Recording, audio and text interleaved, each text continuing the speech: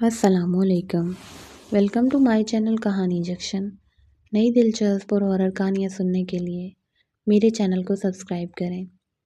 رانی میرے بچپن کی سہیلی تھی۔ ہم دونوں زندگی کے ہر دور میں ایک دوسرے کے دکھ سکھ بانٹ لیا کرتے تھے۔ وہ شروع سے ہی ملنسار، خوش اخلاق اور قوت برداشت سے مالا مال لڑکی تھی۔ اکلوتی ہونے کی وجہ سے خوب لاڈ پیار میں پلی بڑھی تھی۔ خوشحال گھرانے میں پیدا ہوئی، لہذا تمام جائیداد کی تنہا وارث تھی۔ والدین کے علاوہ رشتہ دار بھی اس پر جان چھڑکتے تھے اور اس کے منہ سے نکلی ہوئی بات حرف آخر کار درجہ رکھتی تھی۔ اتنے ناز سے تربیت پانے والی لڑکیاں اکثر خود پسند اور خود سر ہو جاتی ہیں، جبکہ رانی نے کبھی اپنے من میں ایسی فرسودہ عادات کو جگہ نہ دی۔ اتنے بڑے زمیندار گھرانے کی ہو کر بھی محلے کی غریب لڑکیوں کے ساتھ دوستی رکھتی تھی۔ کبھی اس نے اپنی امارت اور ہماری غربت کا موازنہ کر کے ہماری دل شکنی نہیں کی۔ رانی کی امی کو ہم خالہ جی کہتے تھے۔ انہوں نے بھی کبھی بیٹی کو غریب لڑکیوں کے ساتھ کھیلنے سے منع نہیں کیا۔ میں نے بار بار محسوس کیا کہ رانی اس لیے فیاض دل ہے کہ اس کے والدین نہایت رحم دل اور سخی تھے۔ یہی وجہ تھی کہ وہ تمام سہیلیوں کے بیچ ایسے دمکتی جیسے نیلگوں آسمان پر جلمل کرتے ستاروں کے جرمٹ میں چاند ہو۔ ہماری نظروں میں اس کی زندگی مقابلے رشک تھی۔ نہایت لاڈ پیار میں گزرا بچپن، اعلیٰ تعلیم سے آراستہ لڑکپن اور اچھی خواہشات کی تکمیل کے لیے جوانی، پھر ایک کامیاب ازدواجی زندگی، یہ سب قدرت کی ایسی عنایات تھی جو رانی کی خوش خلقی کا انعام تھی۔ ریاض اس کے تایا کا بیٹا تھا، جس کے ساتھ رانی کی شادی بڑی دھوم دھام سے ہو گئی۔ وہ انجینئر کے عہدے پر فائز تھا۔ دونوں اپنی زندگی کے سفر پر نہایت مسرور و مطمئن تھے۔ وہ اپنے خاوند کے ساتھ دینی جا چکی تھی۔ میری بھی شادی ہو گئی اور اپنے شوہر کے ہمراہ جدہ چلی گئی۔ شادی کے بعد بھی میرا اس سے رابطہ رہا۔ وہ مجھے خط اور ٹیلی فون کے ذریعے خیریت سے آگاہ کرتی رہتی تھی۔ ریاض اس کے ساتھ اچھا تھا۔ زندگی میں کسی شے کی کمی نہیں تھی۔ تاہم 5 سال گزرنے کے بعد اولاد جیسی نعمت سے محروم تھی۔ سچ ہے، زندگی پھولوں کی سیج نہیں، غم اور خوشی کا چولی دامن کا ساتھ ہے۔ قانون قدرت ہے کہ اس دنیا سے کوئی انسان تمام خواہشات کی تکمیل کر کے نہیں جاتا، بلکہ کوئی نہ کوئی حسرت ادھوری ہوتی ہے جس کو دل میں دبا کر اس دار فانی سے رخصت ہونا پڑتا ہے۔ اس دوران ریاض نے رانی کا بہت علاج کرایا، بڑی سے بڑی لیڈی ڈاکٹر کو دکھایا، مگر من کی مراد پوری نہ ہو سکی۔ رانی مجھے اپنے شوہر کے بارے میں لکھتی تھی کہ روبی، میں بہت خوش قسمت ہوں کہ ریاض مجھے اتنا چاہتے ہیں۔ انہوں نے میرا دل کبھی نہیں دکھایا، سلجھے ہوئے انسان ہیں۔ ان کے خلوص اور پیار میں کبھی کمی نہیں آئی۔ وہ اس بات سے بھی پریشان نہیں ہوتے کہ ان کی جائیداد کا کوئی وارث نہیں۔ تاہم وہ خود اس مسئلے پر پریشان رہنے لگی تھی اور اکثر مجھے اپنے خدشات سے آگاہ کرتی رہتی تھی۔ ساتھ ساتھ کہتی تھی کہ اگر خدا کو منظور ہوا تو وہ ہم دونوں پر ضرور کرم کرے گا۔ جب اس نے ہمیں ہر نعمت سے سرفراز کیا ہے تو ہمیں ہر حال میں اس کا شکر ادا کرنا چاہیے۔ اصل میں ریاض اسے سمجھاتا اور تسلیاں دیتا رہتا تھا، پھر بھی جانے وہ کیوں مطمئن نہیں ہوتی اور کہتی تھی، کاش ہمارے پیارے سینچے ہوئے شجر محبت کو پھل یا پھول لگ جائیں۔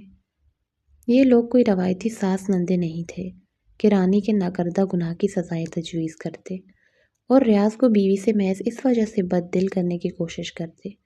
وہ سب دعائیں کرتے تھے کہ یا رب الکریم ہماری رانی کی گود ہری کر دے۔ ایک دن اچانک رانی نے مجھے ٹیلی فون پر اطلاع دی کہ میں اور ریاض پاکستان آئے ہوئے ہیں۔ تایا جی کی صحت کافی خراب ہے، تم آ کر مل جاؤ۔ ان دنوں میں بھی اپنے شہر آئی ہوئی تھی۔ اگلے دن اس سے ملنے گئی اور جب رانی کو دیکھا جس کو دنیا کی کامیاب اور خوش قسمت عورت سمجھتی تھی، وہ سراپا حسرت نظر آئی۔ مجھ سے ملتے ہی اس کی آنکھیں ڈبڈبا گئی۔ ایک پھیکی سی مسکراہٹ لیے اس نے میرا استقبال کیا۔ میں نے کہا، رانی تم نے ہمیشہ ہمیں خوش رہنے کا درس دیا، خود تم نے کیسا روگ پال لیا ہے۔ کافی دیر میں اس کے پاس بیٹھی تسلی دیتی رہی۔ شام کو اس کے ساتھ کھانا کھایا اور پھر اپنے والدین کے گھر چلی گئی۔ اسی رات رانی کے سسر جو کافی بیمار تھے فوت ہو گئے۔ تب دوبارہ میں ان کے گھر گئی۔ رانی نے رو رو کر برا حال کر لیا، کیونکہ وہ صرف اس کے سسر نہیں تایا بھی تھے۔ ریاض بھائی بہت غمگین تھے وہ رانی کی طرف سے تو شکی نہیں تھے، لیکن اس دن ایک عجیب سی بات ہو گئی جس نے ان جیسے انسان کے سینے میں چھید کر دیا۔ ان کے والد کو فوت ہوئے 6-7 دن گزرے تھے اور آج جمعرات تھی۔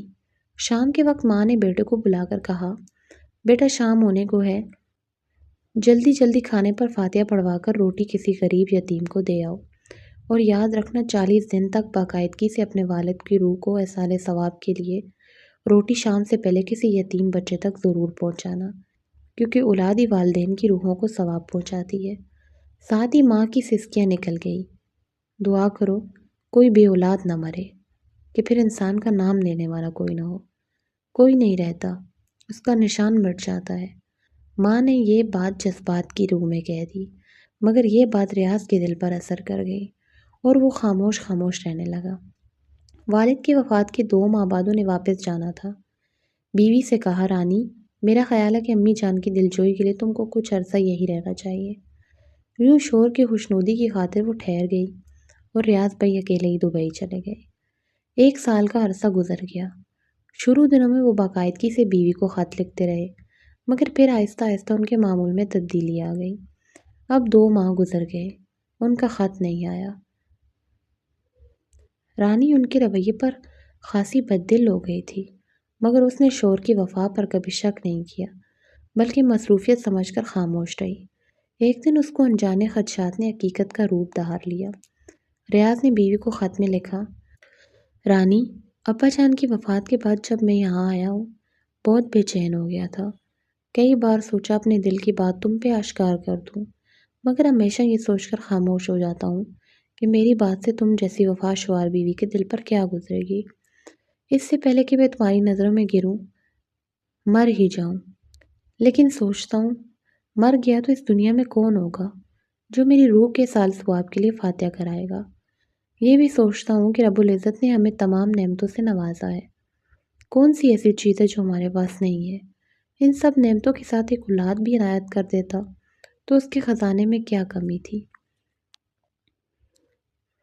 مانتا ہوں کہ ایسا سوچنا کفران نعمت ہے، مگر کیا کروں، عجیب سی کشمکش میں مبتلا ہو کر رہ گیا ہوں۔ بچوں کے نہ ہونے سے زندگی بالکل بے کیف سی لگتی ہے۔ معاف کرنا، میں نے تمام بات واضح کر دی ہے۔ اب تمہاری رائے لینا چاہتا ہوں کہ اس بارے میں تم کیا کہتی ہو۔ میں تمہاری موجودگی میں دوسری شادی کا سوچ بھی نہیں سکتا، مگر ایک خلش ہے جو تیر کی طرح میرے سینے میں پیوست ہو کر رہ گئی ہے۔ بے شک ہمارے بعد ہماری جائیداد کے وارثوں کی کمی نہ ہوگی، مگر ہمارے لیے فاتحہ پڑھنے والا کوئی نہیں ہوگا۔ یہ خط پڑھ کر وہ بہت روئی۔ مجھ سے پوچھا، روبی بتا میں اس خط کا کیا جواب دوں۔ میں نے اسے چند اور باتیں سمجھائی، پھر اس نے اپنے شوہر کو خط لکھا اور مجھے دکھایا۔ میرے سرتاج سدا سلامت رہو۔ میرا ایمان ہے کہ سب سے بڑھ کر انسان کے اپنے اعمال ہوتے ہیں جو بندے کے کام آئیں گے۔ تو پھر یہ سوچیں آج آپ کو کیوں بے قرار کر رہی ہیں؟ کیا ہمارے آباء و اجداد اپنے ساتھ کچھ لے کر گئے ہیں؟ اگر وہ کچھ لے کر گئے ہیں تو صرف اور صرف اپنے اعمال، یہ اعمال ان کے کام آئیں گے۔ پھر ہم ایسا کیوں سوچتے ہیں کہ ہمارے مرنے کے بعد ہماری جائیداد کا کوئی وارث ہو جس کی وجہ سے ہم دنیا میں یاد رکھے جا سکیں اور ہمارا نام مٹنے نہ پائے؟ یہ کیوں نہیں سوچتے کہ اگر انسان اس دنیا میں رہ کر کچھ کام ایسے کر جائے جس میں خلق خدا کی خدمت کا جذبہ کار فرما ہو تو وہ مرنے کے بعد بھی صدیوں یاد رکھا جاتا ہے۔ یاد رہنے کے لیے صرف اولاد ہی ایک وجہ نہیں ہے۔ جب یہ ریاض کو موصول ہوا اس کے اوپر جانے کیا اثر ہوا کہ ادھر مکمل خاموشی چھا گئی۔ 2 ماہ گزر گئے۔ رانی کی پریشانی قابل دید تھی۔ پیارے شوہر کے خط کے انتظار میں وہ بیمار پڑ گئی۔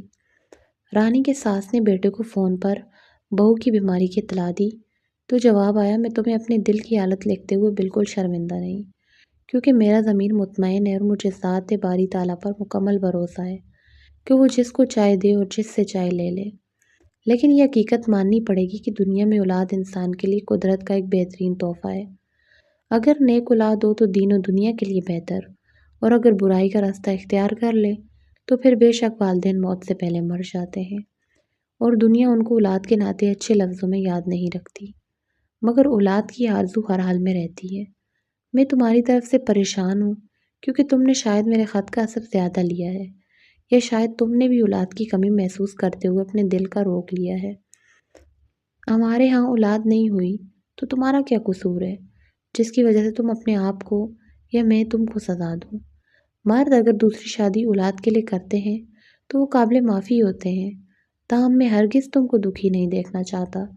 میرا بس چلے تو میں دنیا کی تمام خوشیاں تمہارے قدمے پر نشاور کر دوں، لیکن مجھے بچوں سے بھی پیار ہے۔ اس خط سے ریاض کے اپنے دل کی معرومی اور بچوں کی شدید خواہش کا اظہار ہوتا تھا۔ لگتا تھا وہ اب زیادہ دنوں تک اس خواہش کو دبا نہیں سکے گا اور وہ دوسری شادی کی اجازت کے لیے بیوی کو مجبور کر دے گا۔ پھر سنا کہ وہ پاکستان آ رہا ہے۔ میں حالات کا پتہ کرنے رانی کی طرف گئی۔ وہ گھر کی صفائی اور سجاوٹ میں لگی تھی۔